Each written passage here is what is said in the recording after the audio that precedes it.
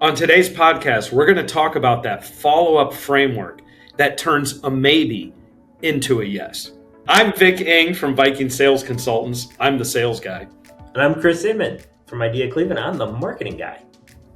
All right, so today we're going to talk about what happens after you send that proposal, that follow-up.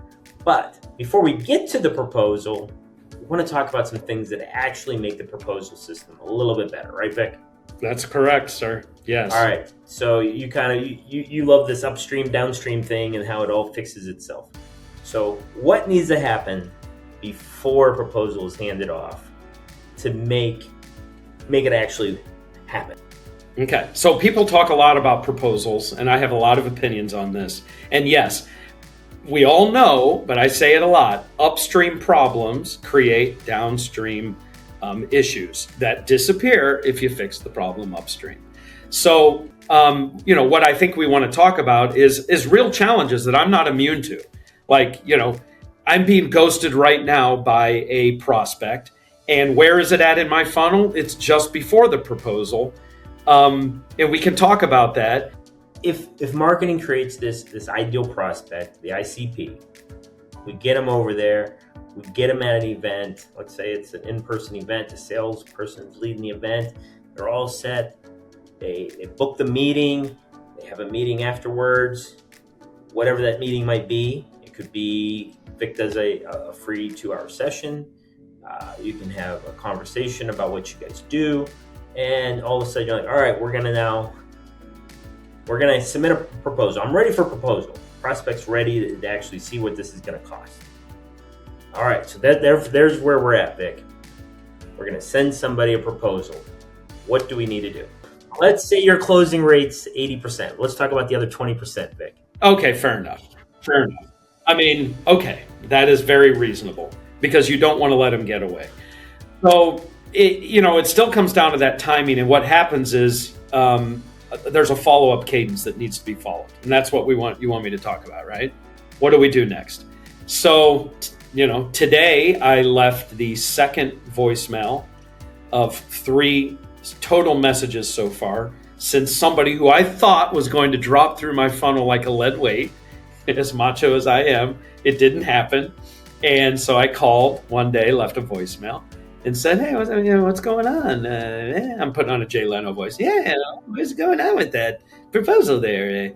And then I sent an email, I left that voicemail. I sent an email a few days later. And today was maybe a week after that where I'm starting to think like, yeah, we got to really get this going. So I left another voicemail. And the message today was, hey, if you're not interested, please just let me know. Put me out of my misery. I didn't say that, but if you are, and then the compelling close was, is this the right time? Do we need to look at the calendar tomorrow where I just happen to have something open up? Or are we looking at a couple weeks from now? What's going on? You left a voicemail. You sent an email.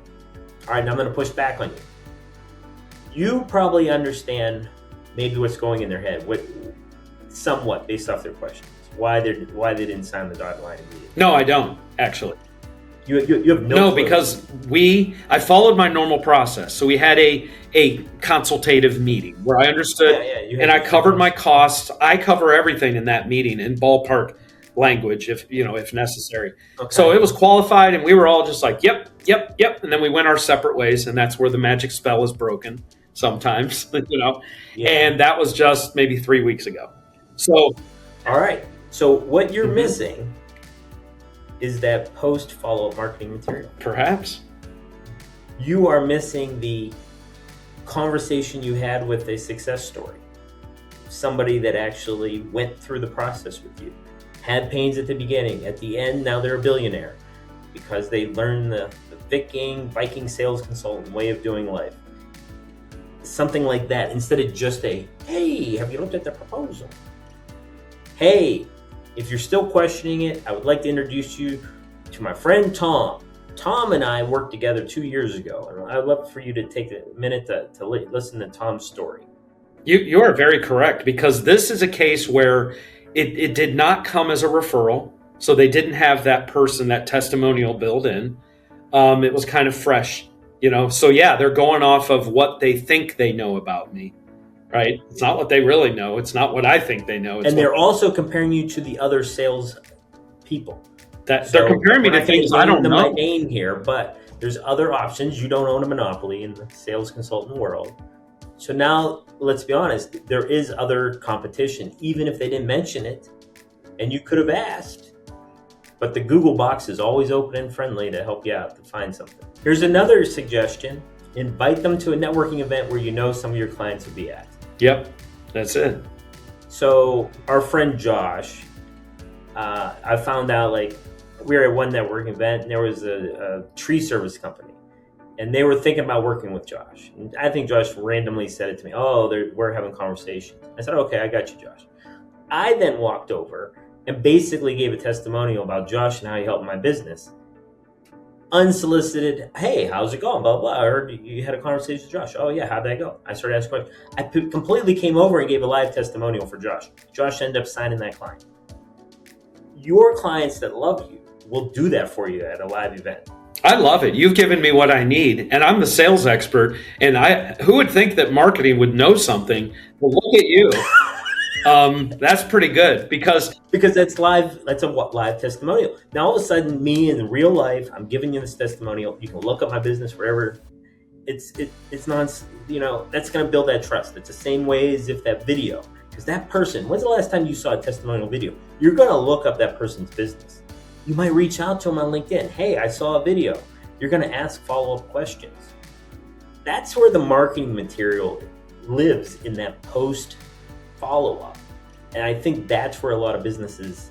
You're right. If he looked at my terrible website, Chris, the answer is clear as to what scared him away. So you are 100% on brand here. Mental note, I got to fix that website.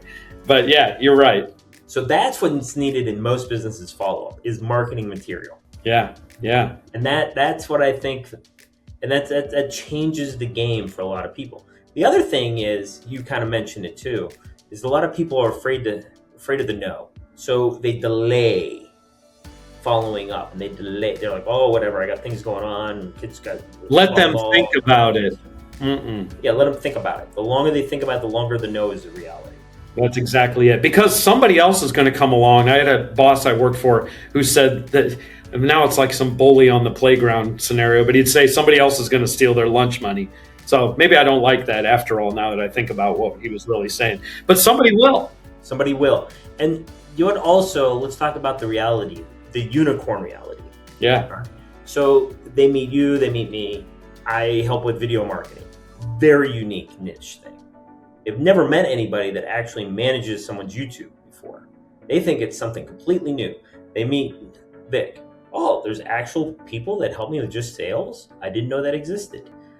You then introduce them into a whole world they didn't know existed. Yep. And that's what also slows down, I think, the yes. Because now they're going, just because they're the first one I ever saw and ever met, I didn't marry my first girlfriend. Why would I go all in on the first person I met in this industry? So I think that sometimes slows you down when you don't already have the relationship. Yeah, no, you're 100%. And I want to thank you I still stand by what I said, is that a pattern everybody sees is great clients are landed quickly. But I was ready to kind of discount that. But here's what salespeople do for sure, and I know it frustrates marketing, is they just move on to the next lead. Give me more leads, they ask marketing, because that one's not going to happen. But that is literally the definition of that leaky funnel that I want to patch the holes in, of letting that 20% get away, that maybe they're not the ideal. They're just good enough, and there's no reason why this can't be a great relationship. It's just going to take some extra effort. And I'm doing it. I just gave you a story. But you see, even I'm the expert, but I'm in my own head. My reality was just like, well, maybe that's not going to happen. But no, it is going to happen. That's because you had the sales reality. I'm looking at it through the marketing of just content. I look at everything as content, and the content will get you where you need to go in life. And that's the yellow brick road. But that's the difference. You listened, but that's good. But you listening and having those conversations, you now know what you need to say. You now know what's going to get you over the hump. That's it. And I have my action item because we have 3 mutual contacts that I know we both know who have testimonials to share. I just need to connect it to them. That's probably what's missing. So Correct. There you go. you have a future All in right. sales after all, Chris, and maybe I can learn marketing one of these days. Yes, I'll help you with some marketing, and maybe you can help me close some deals. So we don't have to make YouTube videos anymore. We can just enjoy life. So, but in the meantime, Yes. if you have any questions out there about, hey, my follow-up, I'm really having a hard time. I'm giving a proposal, I'm getting ghosted, I'm not really following through. My close rate is dismal, like 10%, 20%. How do I improve it? Reach out to Vic and I. We'll have a conversation. We'll help you out. Maybe we'll make another video to, just based off of your questions. Because we're here to help you actually make marketing close sales deals. Love it. Hey, can I put a suggestion, Chris, for what people could comment about? Yeah. So, hey, everyone, there are 7 ways to reach a prospect. See if you can figure them out in the comments. You might be a little bit surprised. Excellent. All right. Make sure you subscribe and check out some of our other videos.